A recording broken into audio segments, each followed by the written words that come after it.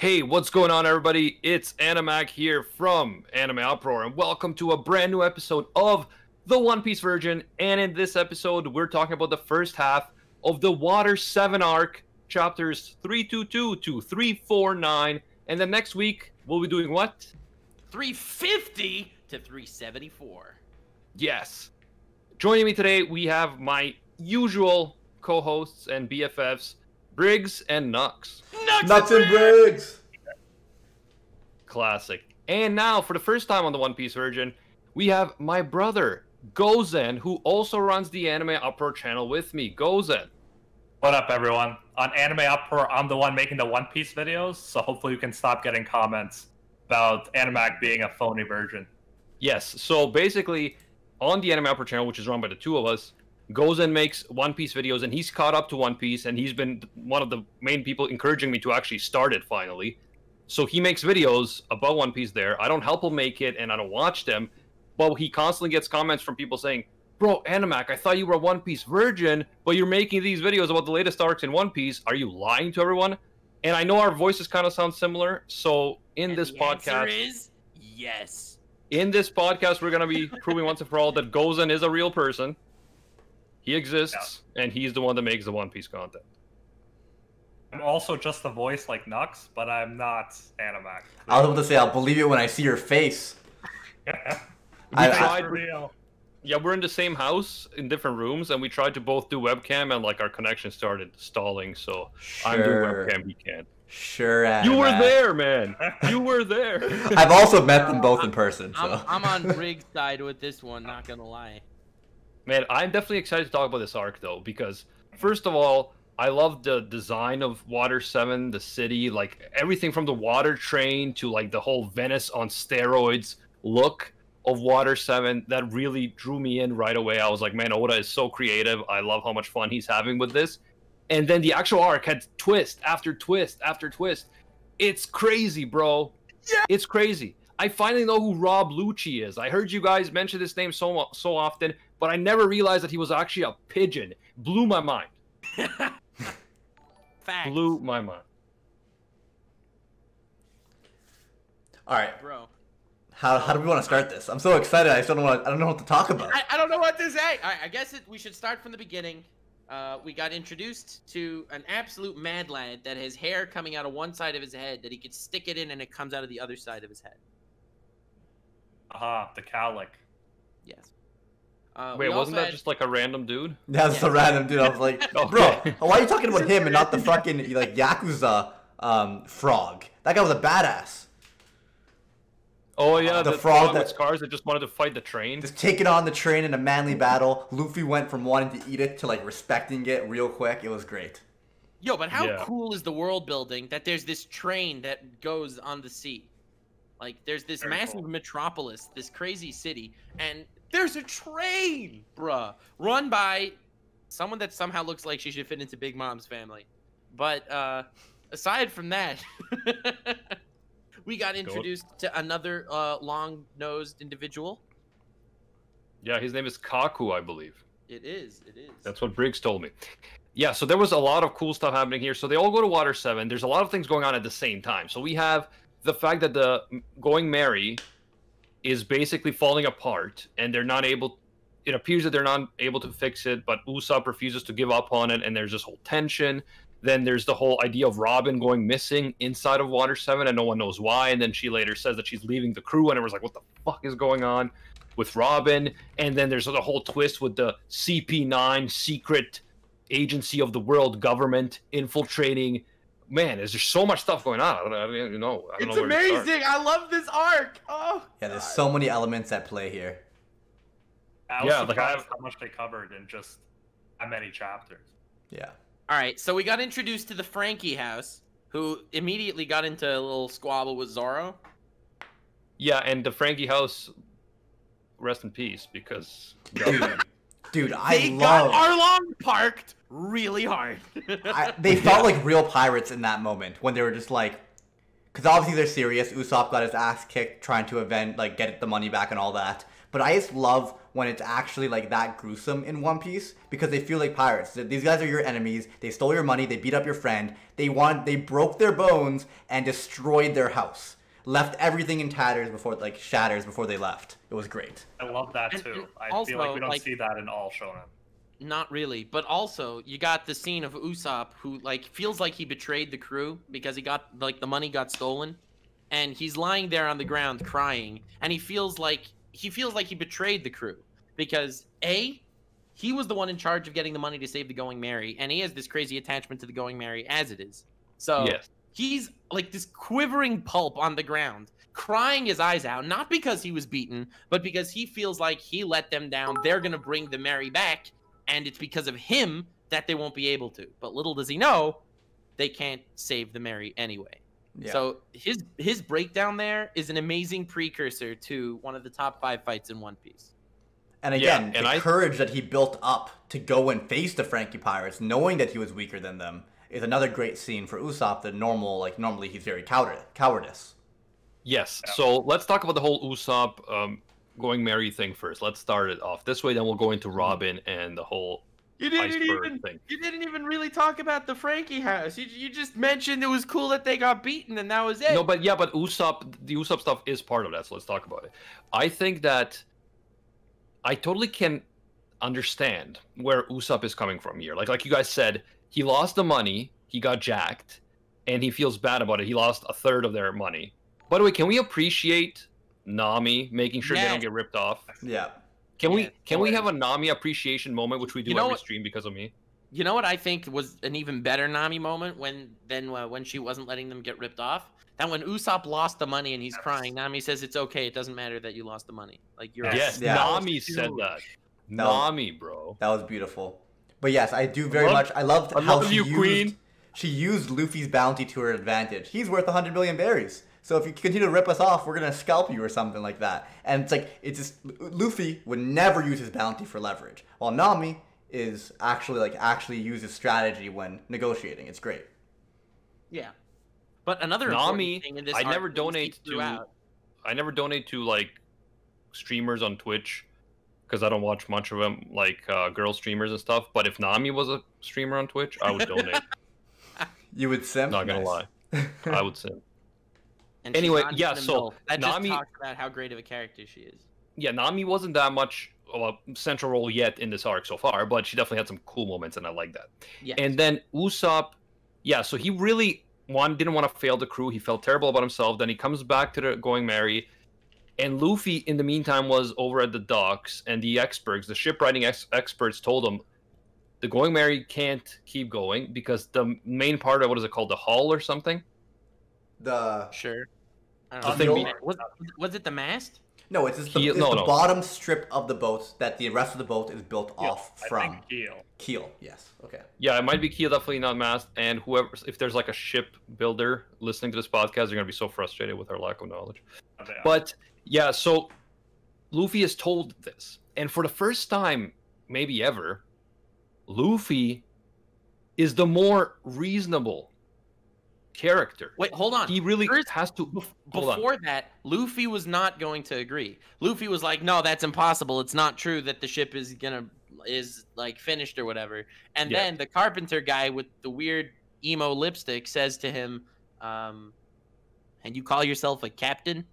Yes, exactly. So One of the Plus big Usopp. themes in Water 7 when it comes to Luffy's character is what makes a captain. His authority gets questioned so many times throughout this arc. It's amazing. yeah, so he has to actually, perhaps for the first time, seriously take responsibility for being a captain. It's not just I'm captain, so I get to be the boss. You have to make the difficult decisions. And for the first time, I actually take Luffy's side over Usopp's on this one because think about it. He just learned that the ship can't sail. It's not even going to make it to the next island. If they choose to keep using the ship, they are putting the entire crew at risk. So even though there's all these sentimental attachments to the ship that I absolutely get, and I understand where Usopp is coming from, Luffy has to make the tough decision to say, I can't risk our lives just because we're sentimentally attached to a ship, an inanimate object. It's kind of like if you grew up in a house and you have all these memories there, but the roof is collapsing and you can't fix it, you're not like, no, I'm going to keep my family there because we have so many memories and risk their lives every single day. You can't do it. So I really agreed with Luffy on this one, even though, you know, I felt bad for Usopp, but I was like, Luffy's actually making the right rational decision here, and Usopp is being emotional and irrational. You have to agree with here, I feel like, because Usopp's very emotional now. He's not thinking straight. And yeah, if you don't agree with Luffy, that's the end of the journey right there. Yeah.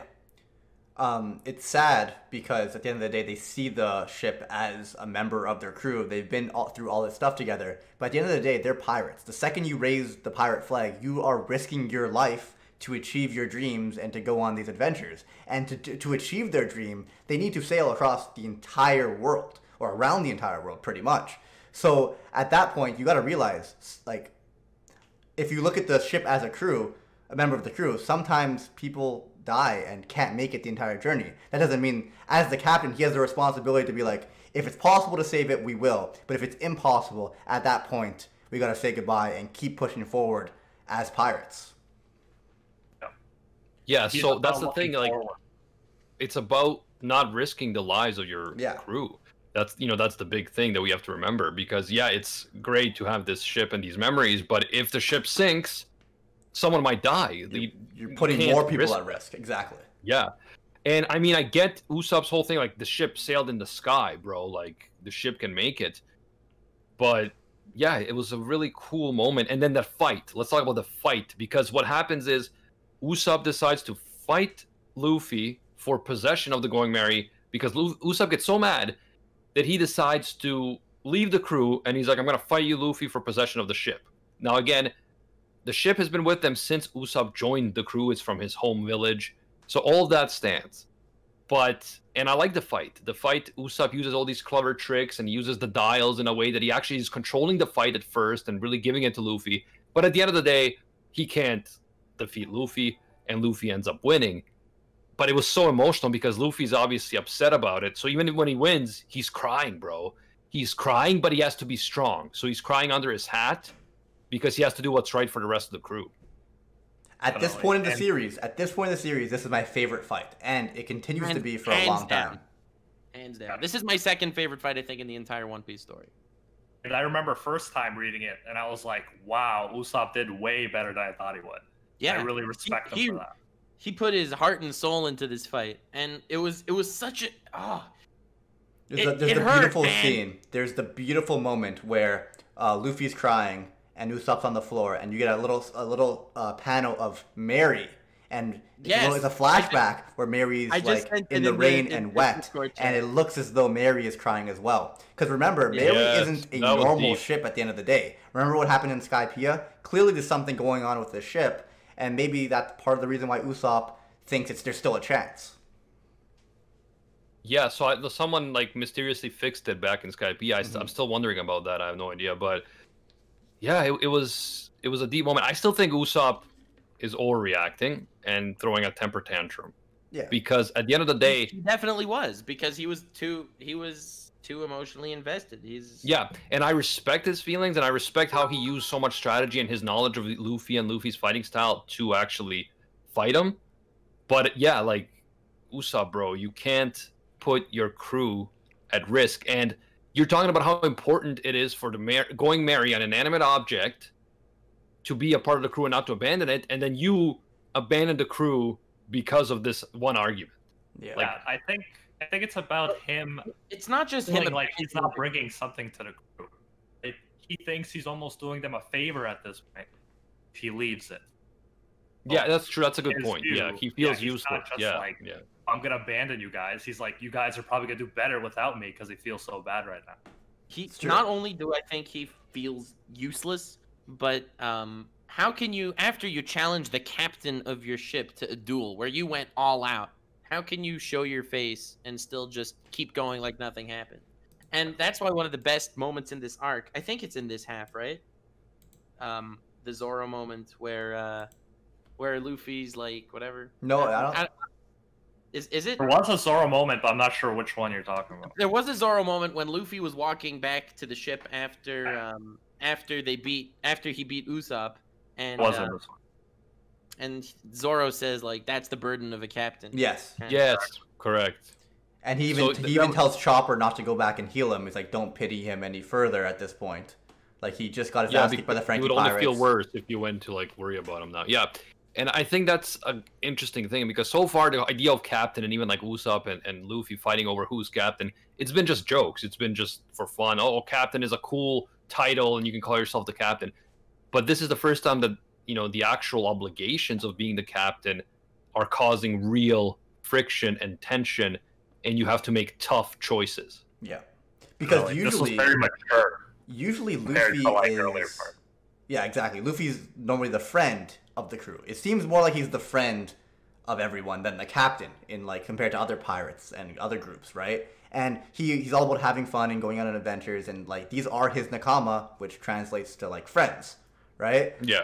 But at the end of the day, he is the captain, and in this arc, you get to see him having to make those captain decisions because normally he doesn't really give orders, but when he does give orders, they're some of the best moments in the entire series.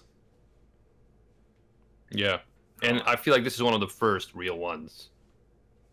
Yeah. That's why I'm saying like every character has their own mini story in this arc, which is like Water 7's amazing because it hits so many of the different characters like really where they need to be heading as the series progresses.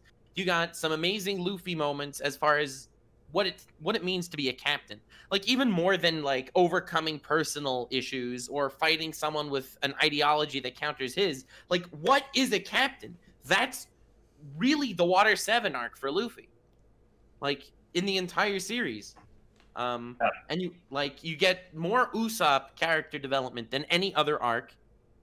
Like I know Mumkey likes the Syrup Village arc, but like I mean, let's be honest. Yeah, you don't get Usopp character development in Syrup Village just because, I mean, that's when you first meet him. For a character to develop, you have to see him for a while and know and see how he changes from when you met him.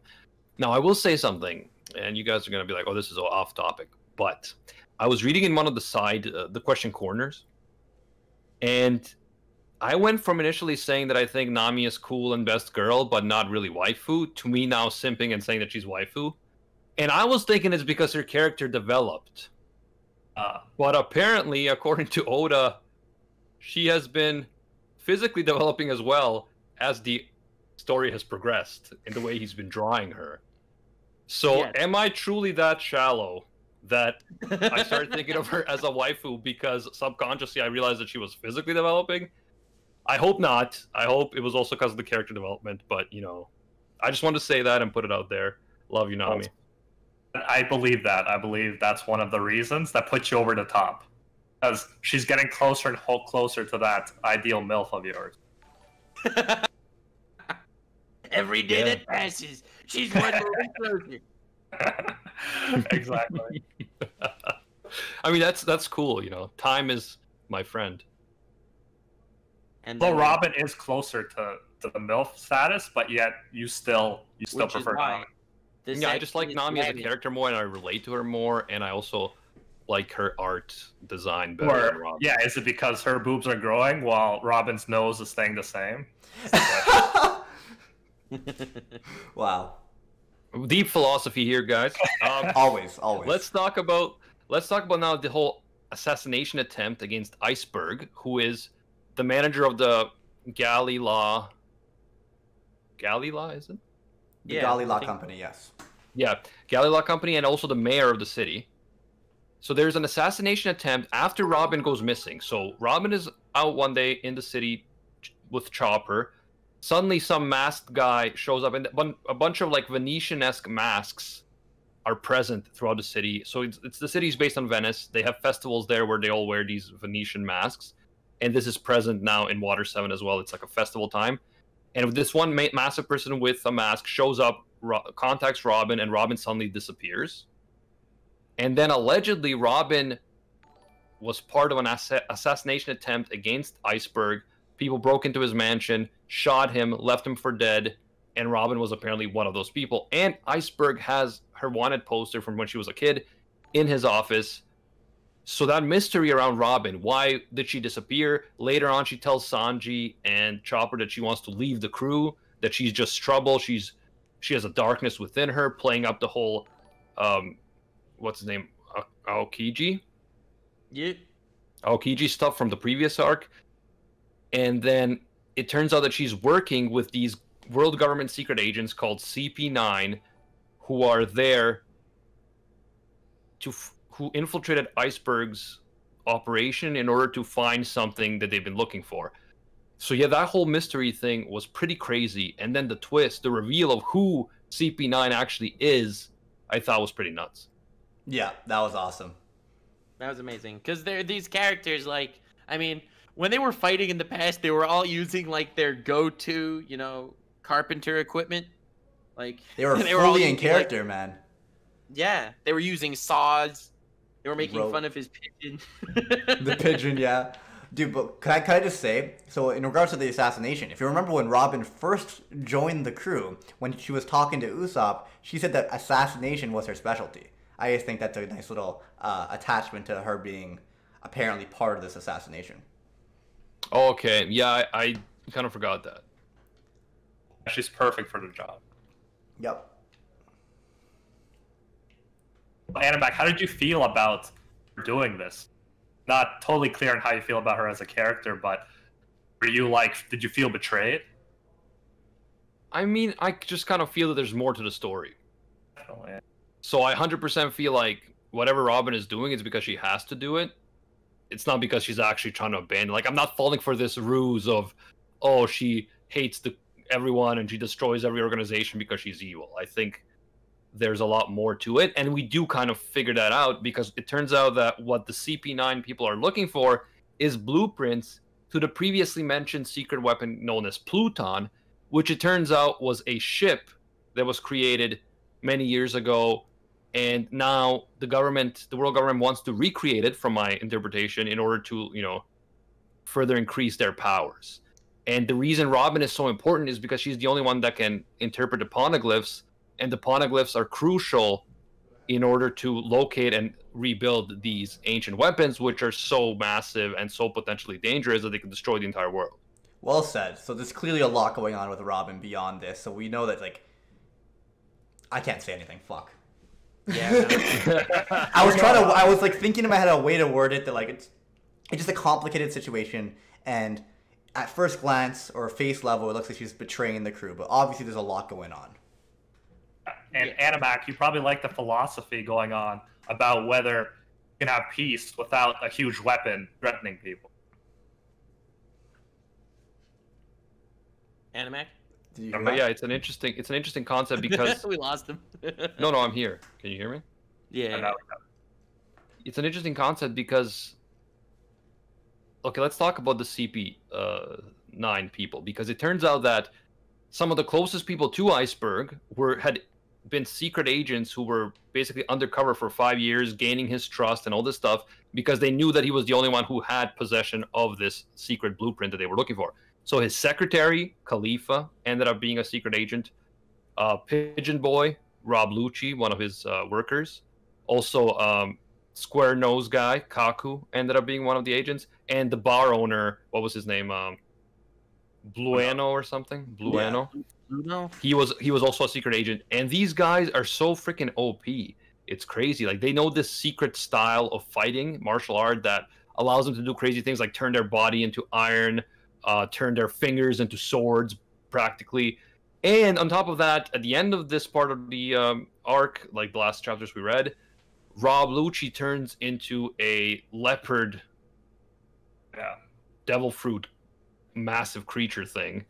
Which was like, so not only does he have, you know, these martial art skills and he's the trained spy and assassin, he also has an OP devil fruit. So that was really cool and really sets up worthy opponents for the Straw Hats and everyone else to have to face. Okay, so I wouldn't say he has an OP devil fruit, okay? Like, well, it looks OP to me combined with all his other abilities. Combined with his abilities, he may be an OP character, but that devil fruit, it's not like you could credit his strength to his devil fruit. It means he trained his ass off to become the person he is right now. Okay, yes, and no. You're right. Yes and no, because Zone devil fruits are the most physically strongest devil fruits, physically. So he gets a huge physical buff. Yeah, but you can't compare that to some of the other zones that we see in the series. Well, This is like the second zone we've seen. No, I'm just saying, so far, he gets a huge physical increase. Plus, on top of his other techniques, he's very overpowered. And a testament to how overpowered he is, or powerful at least, he was able to take on Luffy and Zoro at the same time. Which is insane. By my count, this is at least the 4th zone, because we had the one guy... The Pell or whatever his name is, flying Oh, guy. okay, yeah, so then 5th, because we also had the guy from Drum Island. He was like a bull or something. Oh, then yeah. we have Chopper, and we had the gun that ate the dog fruit or whatever it was. I'd imagine this leopard is still the strongest that we've seen as a fruit itself. I don't know. Maybe it's not stronger than the bull. I would say they're pretty equivalent. Yeah, they're probably similar. The thing is, though, there was thing where the base power goes up, and this is gonna even magnify it even more, right? So that's the impressive thing: his base power, and then this is just exactly. Great.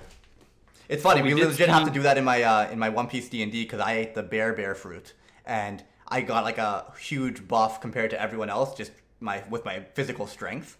But obviously, my other things come into play as well. So we did see a bit of a comparison because before he transforms, Rob Lucci does his finger gun thing into Luffy's neck, but he doesn't pierce it. However, he then transforms and does the finger gun again, and he seemingly pierces all of Luffy's torso. So it is a massive power boost. He has a nail now. No, it's like not that important, but he has a nail that can easily cut through his rubber. Mm. No, okay, that's a good point. Also, their techniques are super interesting. I didn't manage to finish this reread through, so I don't know what techniques have been shown just yet. I can tell you. Yes. So we've seen the ironing body thing, like turning your body indestructible. We've seen the finger. We've seen being able to kick so hard that you cut through walls. Oh, and then one of the other guys has the door fruit that turns anything he touches into a door. So that was pretty nuts. So that is a pretty cool devil fruit. That's a really cool space-time devil fruit power. Bro, combine that with that door manga you were talking about in your video from 2 Yes! Yes! Bro. Another thing we got was air slashes with the kicks. Air slashes with the kicks. I was gonna say there's another one, like the coolest one. Don't say it if it hasn't been shown yet. That's why I was asking. That's my favorite one, and it like.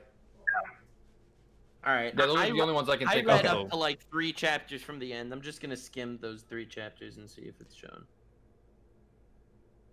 It ends when Rob Lucci transforms into the leopard. Yeah. It's a hype moment. It's a pretty hype moment. In fact, a lot of Lucci moments are pretty cool because he's a very calm and collected guy. Like, as far as the main antagonists we've seen so far in One Piece, we've never seen a main antagonist that was just like following orders, you know? Yeah, their infiltration was very effective because they were so into the roles. Like, they made friends with everyone trusted them. So yeah, they're very committed. So this tells you that the world government is extremely interested in these blueprints, in this Pluton thing, in Robin and her knowledge. All of this is very important. However, we still don't know why Robin decided to work together with them in this aspect. Because from what we know, Robin is probably the biggest threat for the world government. And as Iceberg said, Robin, because she's the only one that can read the poneglyphs, she's the only one who could potentially recreate these weapons. She's extremely dangerous for the whole world and for the world government. So then why would someone who is wanted by the world government, who is dangerous for the world government, be working together with this secret government agency? We haven't gotten the answer to that in this part of the arc yet, and that's something that I'm really curious about. Okay, so there was 2 important moves that were shown. I just confirmed. One was Skywalk, the ability to kick the air. That's what I was talking about. That was shown. Oh yes, that was shown. That was Skywalk. Oh, that's so cool. Very cool. But also another very cool one is Sora or Soru, which is like quick movement. Oh yeah, so when the guy like looks like he disappears because his legs are so strong that he can just move so quickly. Yep. Yeah, those are 2 definitely very cool, important ones. Yeah, and it's again now Rob does have a devil fruit, but I thought it was cool how these guys have these abilities that are not devil fruit but can compete with devil fruit users. Mm-hmm. Yep. Yeah. So the other thing we need to talk about. So we talked about the Robin thing, the mystery that's still lingering there. We don't We're know. only missing one important thing in this arc. Yes, and I know what that is. That is super. Yes. Did we not mention Frankie? Yeah. So Frankie, he's a cyborg. He is. Which was really interesting. He's like a cyborg dude who can use all these different moves. From what I gather, his fuel is alcohol. Nope. Coca-Cola. Well, cola. Coca-Cola, bitch. Oh, I thought because he was at the bar, I thought he was like alcohol. Best product placement ever. Yeah, Yeah. right. But It's like, the thing oh no, about him is, I'm only powered by G Fuel. Please enter code Frankie in the description. so the thing about him is that at first I just thought he was just like this eccentric gangster dude with his family and all this stuff. And I thought he was pretty cool, but except for his Speedo, or does that make him even cooler? I don't know. Except for his 100%. He pulls it off. His Speedo, disgusting. I know, he pulls it off, man. I gotta give it to him. And I am European, so I understand. But then we got another twist. Amid all these twists, we got another twist that Frankie actually has another identity. He was a disciple of this great guy with an epic name, Tom, who pretty epic name. I mean, there's no God, but he's like this. Epic. He's this great shipwright who taught Iceberg and Frankie, but Frankie was using another name, Cuddy Flam or something like that. Yeah. And it turns out that most likely Frankie now has the blueprints. Iceberg secretly passed them on to him, and it's like, yo, this Frankie guy is actually more important than he looked. And there's a whole backstory to him that we don't know about. And I wonder if it's related to why he's a cyborg, because that's something we've never seen before. So that was definitely an interesting aspect of the story as well. I don't know if this is just me, but I kind of get Kamina vibes from him too. Okay, like let's relax. Kamina tied with nudist beach, kind of. Let's not go over. But let's give him nudist beach. I love this. Man, goes in. It's so good to have you here. You know all of his weak points. I thought only like I was doing this stuff. I know him well. I know him since birth. It's amazing. I mean, to be fair, I think half the Straw Hats are better characters than Kamina. But like, I mean, let's not talk about that. Nux, fuck you. Man, I can't wait till the second half. Like this half was solid, but there's a lot of great moments in the second half as well that I'm looking forward to. There were great moments in the first half too, because the one thing that like I feel like we miss in the One Piece Virgin thingos, it's like the not so memorable moments, but while you're reading, they're hilarious. Like how Luffy was like hiding under a bridge and he was like stretching out, and they were all just sitting on him. You know what I'm talking about? Exactly. And there was that one scene where he tried to jump on a building and he missed. He got stuck between two buildings. Yes. Yeah, and that was like a critical moment. Yes. And then he ended up like randomly breaking through the wall with his head, and he's like, "Hey, what's going on here?" And it's like a massive scene. In the middle of an assassination, They're about to kill Paulie. Poor Paulie, bro. Like, he's a real one. He also broke into the wrong room first. Hilarious. Yeah. Looked like Paulie is a real one. He's like the only dude that Iceberg trusts that wasn't like a secret agent. Paulie, bro. I really love the fact that Luffy wants to build a bronze statue with his gold. It's not the first time he's mentioned it, but he did mention it in this arc. Yeah, I know, and it's so impractical. Like, where on your ship you're gonna put a bronze statue? You know what's hilarious though? A bronze statue was made and built in Japan after Luffy. Yep. Nice. Yeah. By the way, everyone in the chat who says, "Oh, Kamina isn't that great," it's because you don't understand Kamina. So it's you are the one who is at fault. Rewatch Gurren Lagann properly. Get good. Anyway. We just heard Animax say get good. Did you hear that? That's amazing. Moving on, everybody. This is the man that says, I don't understand the appeal of first-person shooters. He just said get good. That is the appeal right there. Getting good. I'm not gonna lie though, Apex is better than Gurren Lagann.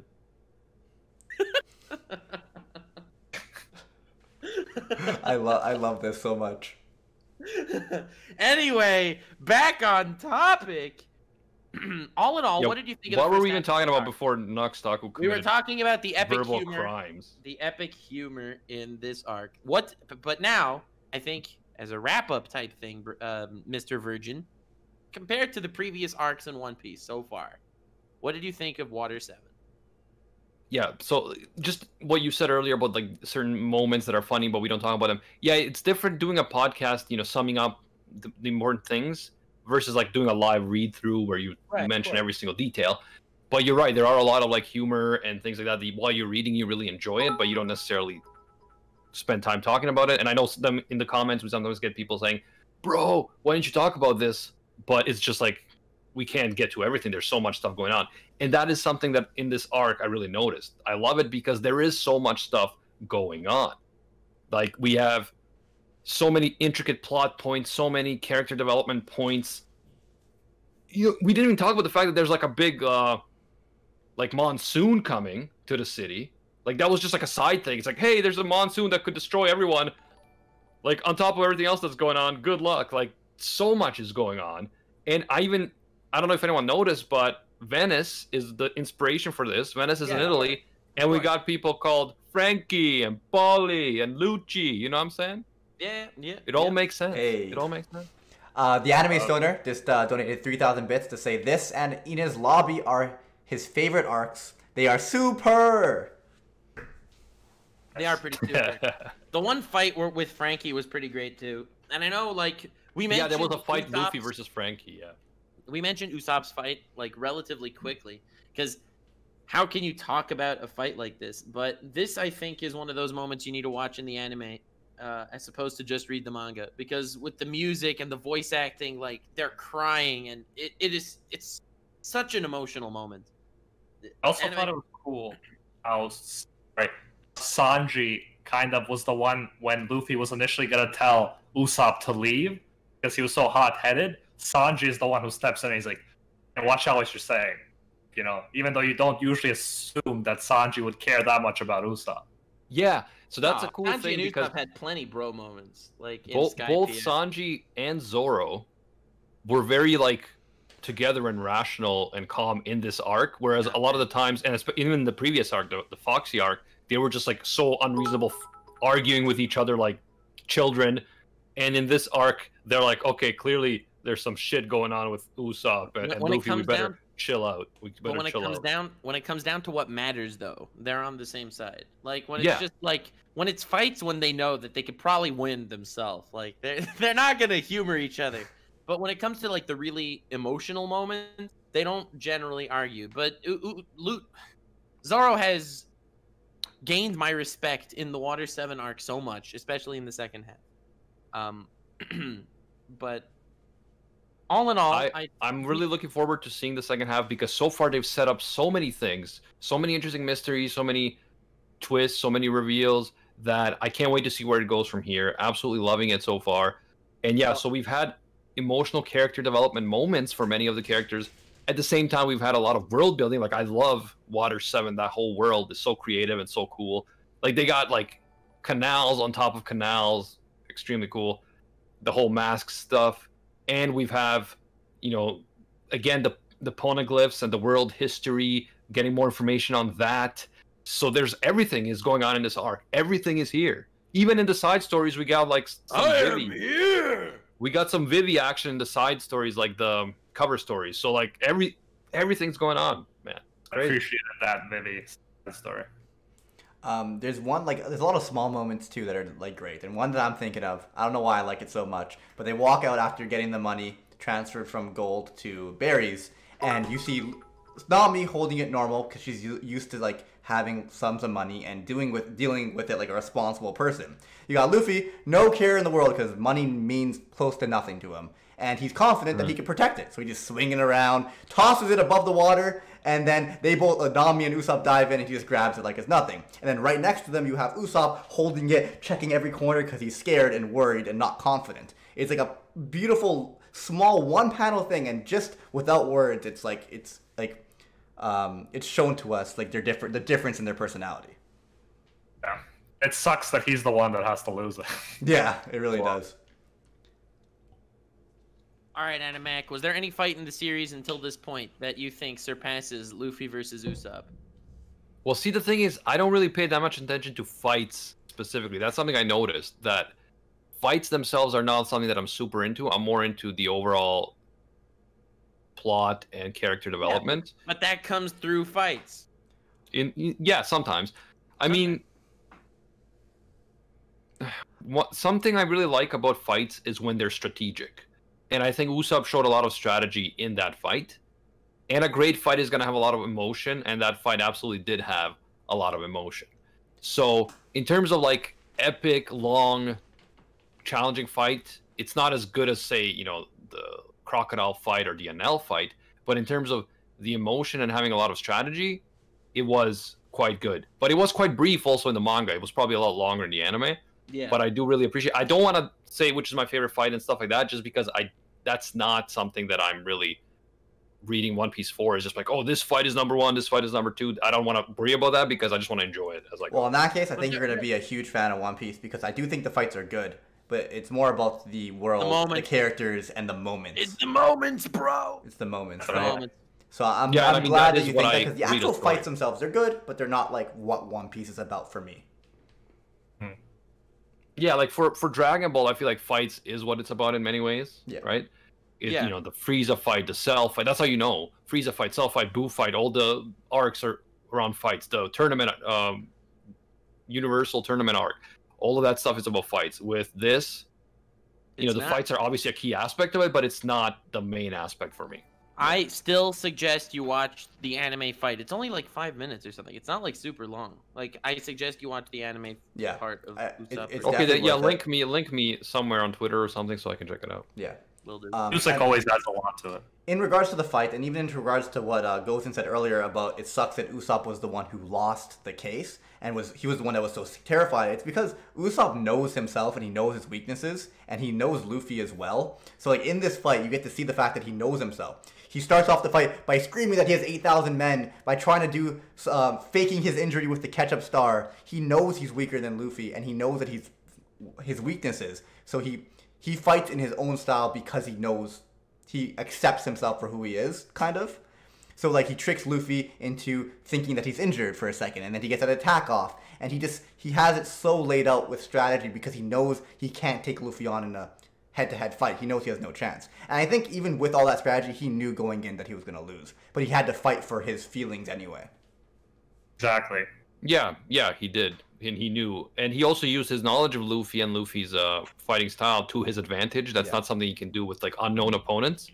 But still, you have to really give it up to Usopp. He showed some... Give it up! And I like the fact that characters like Usopp exist in this world. Because if you just had a world where everyone is OP, it wouldn't be as everyone's impactful. Overpowered, then no one is. Exactly, right? So the fact that we have this guy like Usopp, who, no matter how hard he tries, he can't get as strong as someone like Luffy, who's a Devil Fruit user and all that stuff. It adds more impact to the fact that Luffy is so strong. And it also makes us kind of feel for Usopp because we are just human. We don't have like, superpowers. So if we were in that world, we would be kind of like Usopp, just trying to make our way through it as craftily as possible. Yeah, and Usopp is also like, his goal is to be a brave warrior. I think he fulfilled that in this arc. Like, yeah, he's not the strongest. He was brave. He was willing to die every step of the way. Yeah, it takes a lot to stand up for what you believe in when you know you're fighting against someone that is way stronger than you and is going to beat you. But regardless, because he is so attached to the ship and has this standpoint, he is willing to fight for it and risk his life. So I agree with you there, Gozen. And even the earlier fight. Yeah, as well. The thing is, though, I again think Usopp was wrong in this. I agree with Luffy 100%.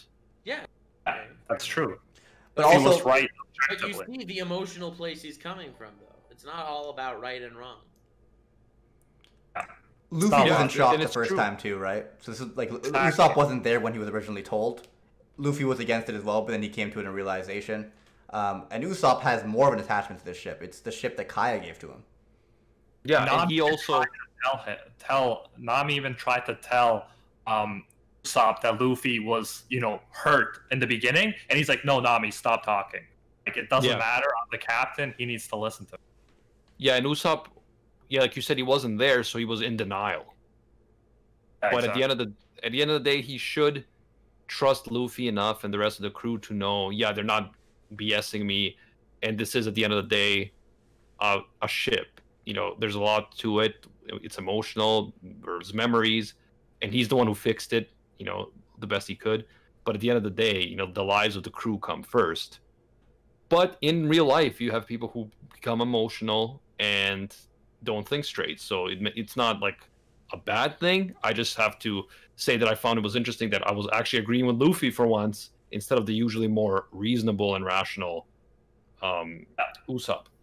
You guys were talking about last time I watched the episode that whether Luffy is like stupid or not, and I think in this chapter you definitely, or in this arc, you definitely see that he's not really stupid.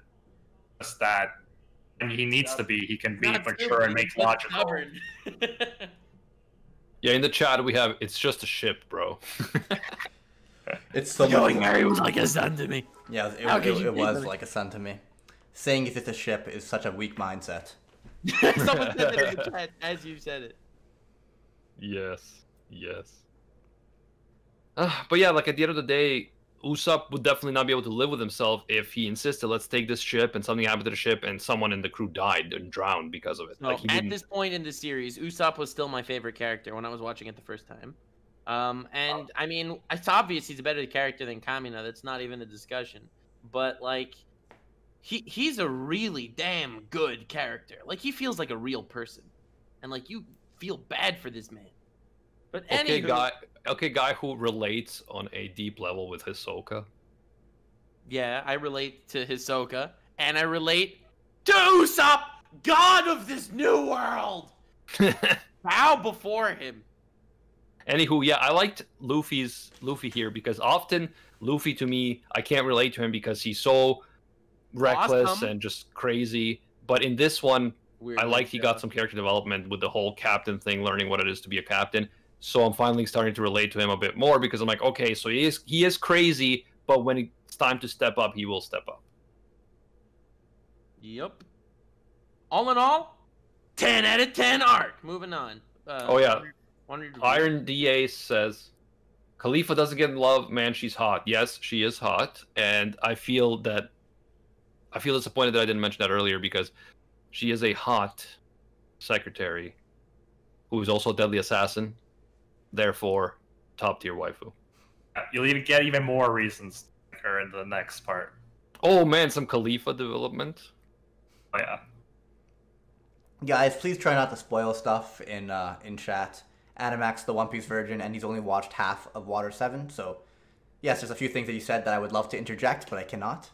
Same. By the way, do you realize that I was reading Viz and there's a character called Khalifa? Just saying. I know, I was thinking of it. Oh my Dude. god, someone in chat just spelled Kamino with a C. Oh. Is that a new development right there? There we go. Anyway, so I have news. The Rant Cafe podcast this week is unfortunately second in the polls for the most popular anime podcasts in the world. Because the One Piece virgin surpassed it this week. Big flex. Really? That's awesome, boys. Let's go. Yeah, gotta stick it to those fucking Rant Cafe guys, man. Yeah. Ah. Fucking assholes. Anyway. No, but seriously, thank you I guys heard for all they're the support bullies. for both They podcasts. bully Evanito. Pathetic. Bro, the worst bullying is clearly Nuxtaku's ridiculous underappreciation of Kamina and then spelling my name with a C. Bro, I you, love Nux. Kamino. I mean, he's not a god. You are like the Usopp. worst. You are the worst, and I love you. You're my best friend. Same, bro. Same. Anyway, so basically, reviews. Usopp versus Luffy is me and you every single Rant Cafe, and yet at the end we make up and sail the ship together. And we also fight over who's captain. You're assuming Usopp stays with the crew. I am, of course. Simp move, Animax. I assume that both Robin and Usopp will stay with the crew. I mean, All right, it's a valid the crew is assumption. the crew. It's a valid assumption. The crew's gonna get a lot more super as the arc progresses, but let's move on. Dragon Ball. Anywho, that's not a spoiler. Everyone knows. Shut up. All right, moving on. First review. Great podcast, 5 stars. This podcast does a great job covering a lot of the different interesting perspectives on the One Piece manga, but you guys might want to see about getting Nux a Xanax prescription. Anyway. I don't actually know what Xanax is, but I know it's like a pill. Very cool, Animac. You're a mad lad. Next review, Animac from Anime Uproar. What would Animac from Anime Uproar rate One Piece out of 10? And is it top 10 yet? Also, Nux-sama just started Gintama and just finished the Barfer arc with cats and dogs. Everyone read Gintama right this second. Very cool.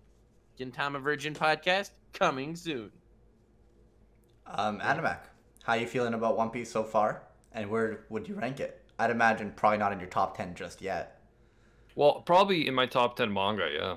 I think so. Okay, if you include anime and manga together. I haven't thought about it, to be honest with you. I'm really liking it so far, and especially the standout emotional moments. Certain moments like the Nami crying moment and the everyone raising their hands X moment, and the Usopp versus Luffy moment. The Usopp versus Usopp moment, and all my Nami simping. All of that definitely tells me that, yeah, it has to be, in the top 10. It's hard to compare to, like, a lot of my favorite anime have, like, 30 or less episodes, so they're much shorter stories. But I have to say that overall, One Piece is really having some great highs. I think it's getting there, bro. I cannot wait for the fanboy that's going to appear once he finishes Water 7 and watches Enies Lobby as well. I feel like that just, like, if people get to that point in One Piece, it's just like, that's when you're cemented a One Piece fan. Dude, when he finishes Enies Lobby, it's going to be in his top 10 easily. Without a doubt. Yeah, and I really think that eventually we're going to end up just, like, continuing this podcast when we catch up and just talk about, like, the weekly chapters and stuff, especially if we continue to get all the support we've been getting, because it's just so much fun, and, I'm loving it. I think that's a good idea. The manga chapters would be fun to talk. Yeah. And only 750 to go. Well, the beauty of One Piece is, I'd imagine, one, it's going to take us forever to catch up. Once we catch up, it won't be over. Plus... Dude, it's not going to take us forever. I mean, we're already 350 chapters We're going, like, 25 chapters at a time. It's going to take us quite a while. I don't know we could do the math. But, either way, once we catch up, One Piece... The amount of podcast topics we could do on One Piece. We'll be caught up in 6 months. 6 months? That's actually pretty quick. That's quicker than I thought. Gintama Virgin could follow along with. Gintama Virgin! Anyway, next review. Great vibes, great laughs. Love the podcast. I love being able to relive such great anime with awesome personalities. Keep it up. Nuts and Bricks! Thank you. And Animac goes in! Woo! Yeah. Next, Condioriano. 5 stars. I have been watching One Piece since the 4Kids dub. I'm loving the podcast. Look forward to listening every week. I'm especially excited to see Animag with a C's reaction when the legend Condioriano comes back and kills Ace. Oh, God. Keep up the great work. Stay weird, fan. Yeah, bro, I am also looking forward to him finally rejoining the crew because, like, as I said, I assume that everyone from the crew is going to stay. And Condioriano, I know, is going to come back and it's all going to make sense. Next, Semi-Virgin. Clickbait. Keijo sucks. Yeet. It still sucks. Crying emoji. This has nothing to do with One Piece. Laughing emoji. Like, why do people like to say things that just exposes themselves as plebs? Like, you're not hurting me, man. You're only hurting yourself and publicly exposing yourself as not appreciating anime of culture. Why? Why? So sad. F in the chat for this poor sad lad. Sad lad! Anyway, next review. Where is Techking? Techking. 5 stars.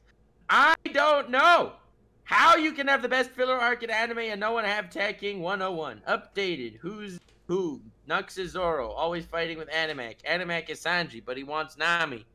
Just like the manga. Briggs is Nami, keeping the ship going. Techking is Robin, knows world history and geography because it is something.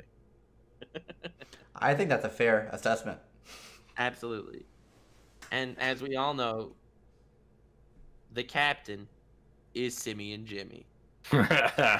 Let's be real. Jimmy!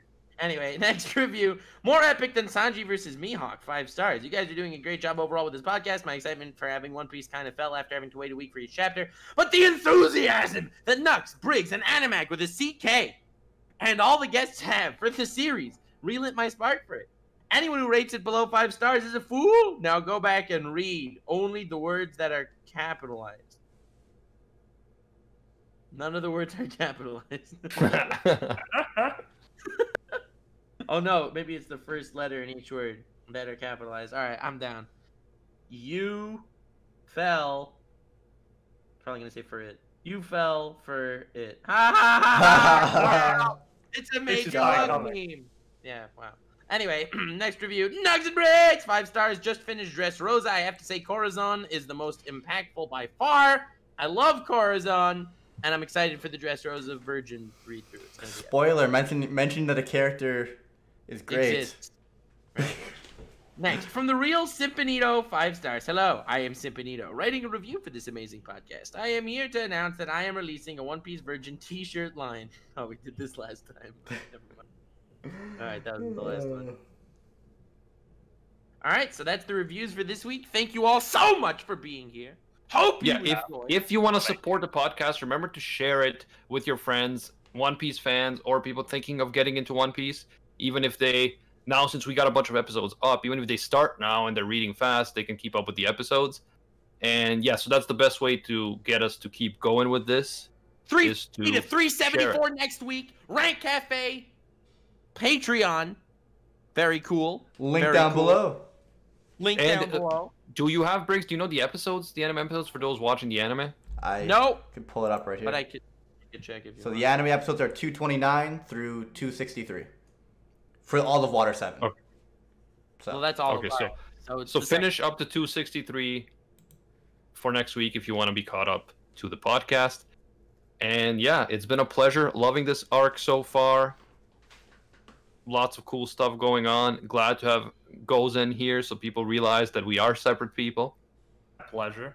That's why they start their videos with "Hello, it's me, Animec, for Anime Uproar." Yeah, we do use the same avatar because we only have one for the channel, so I get it. But yeah, we always say at the beginning it's either Animac or Gozen, so that's how why you can don't you just get it like extra avatars, just like with really long hair, and you'll use the really long hair ones, and Gozen will use the short hair, normal looking ones. Yeah, that's okay. Yeah, it's all good, bro. It's all good. And I still can't believe that your avatar evolved to the point that it doesn't have Kamina colored glasses anymore. Big sad. No, I think it's the shape that matters. Yeah, no, it didn't. That's what the ladies say. That's what it's not the color, it's the shape. Anyway, thank you guys for joining us. See you again next week. The Rant Cafe is tomorrow instead of Thursday. If you want to watch live tomorrow, 5 p.m. Eastern Standard Time. The hype is real. Because we had to switch it up because Nux couldn't make it Thursday. So that's a bit announcement thing. If you are a Rant Cafe watcher, and until next time, see ya, Space Cowboys. Bang.